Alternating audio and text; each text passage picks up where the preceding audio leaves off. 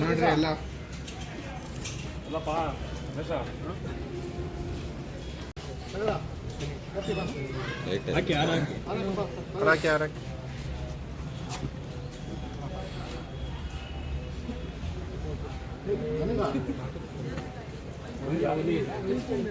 ನಮ್ಮಪ್ಪ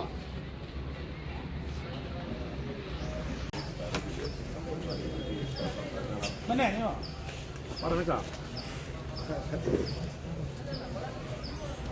ಆರಾಮ್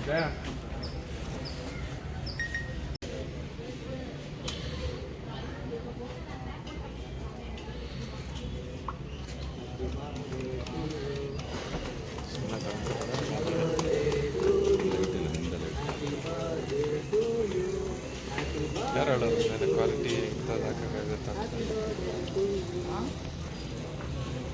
ಓಕೆ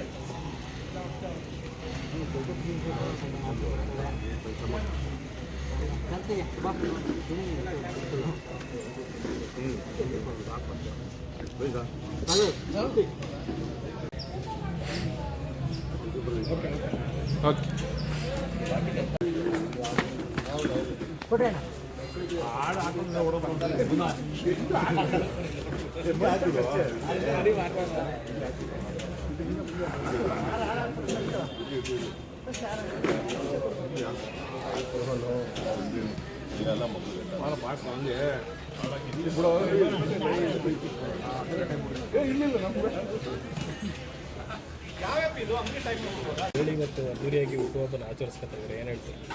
ಪ್ರತಿ ವರ್ಷ ನಾನು ಯಾವತ್ತೂ ರೀತಿ ನಾನು ಆಚರಿಸ್ಕೊಳ್ಳಲ್ಲ. ಎಲ್ಲ ನನ್ನ ಸ್ನೇಹಿತರುಗಳು, ನನ್ನ ಬ್ರದರ್ಸು, ಮತ್ತು ಭಕ್ತರು, ಹಿತೈಷಿಗಳು ಎಲ್ಲ ಪ್ರತಿ ವರ್ಷ ಅವರು ಆಚರಣೆ ಮಾಡೋದು. ನನ್ನ ಒಂದು 45ನೇ ಹುಟ್ಟುಹಬ್ಬ ಇದು. ಏನೇನು ಕಾರ್ಯಕ್ರಮ ಆಗ್ತದೆ?